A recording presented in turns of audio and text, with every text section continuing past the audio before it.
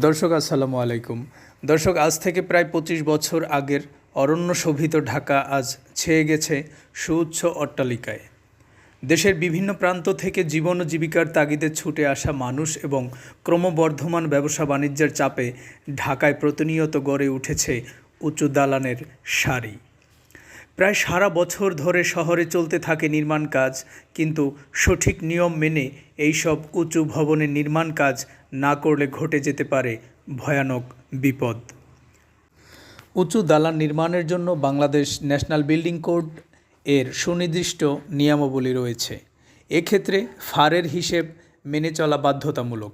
বাংলাদেশের ইমারত নির্মাণ বিধিমালা ৯৬ এর ১২ নং উপধারা ১ অনুযায়ী ৮তলা বিল্ডিংয়ের সামনে ২৫ ফুট রাস্তা এবং ৬তলা বিল্ডিংয়ের সামনে ১৫ ফুট প্রশস্ত রাস্তা থাকা বাঞ্ছনীয়।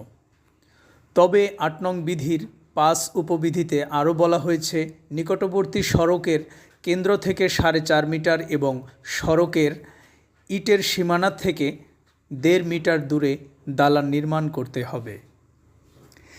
এছাড়া বিল্ডিং সাপেক্ষে গ্যাস, ওয়াসা, বিদ্যুৎ, পরিবেশ অধিদপ্তর, ফায়ার সার্ভিস ইত্যাদি বিভাগের ছাড়পত্র নেওয়া বাধ্যতামূলক। এছাড়াও বহুতল ভবনের পরিপূর্ণ অগ্নি নির্বাপনের ব্যবস্থা, যেমন দ্রুত পানি ছিটানোর ব্যবস্থা, smoke detector, carbon die oxide নির্গমনের ব্যবস্থা, ফায়ার ডিটেক্টর ইত্যাদি থাকা আবশ্যক। এজন্য সম্ভাব্য ভবিষ্যৎ দুর্যোগ এড়ানোর স্বার্থে বিল্ডিং কোডের যথাযথ প্রয়োগ এবং কোডের সম্যক ধারণায় স্পষ্ট সাইট, প্রকৌশলী নিয়োগ ইত্যাদি করলে হয়তোবা উঁচু ভবন নির্মাণের ঝুঁকি থেকে বাঁচতে পারে ঢাকা সিটি। দর্শক, ঢাকা সিটির বর্তমান আবাসন ব্যবস্থা নিয়ে আজ এই পর্যন্তই আমাদের প্রতিবেদন। ধন্যবাদ সবাইকে। আসসালামু আলাইকুম ওয়া রাহমাতুল্লাহ।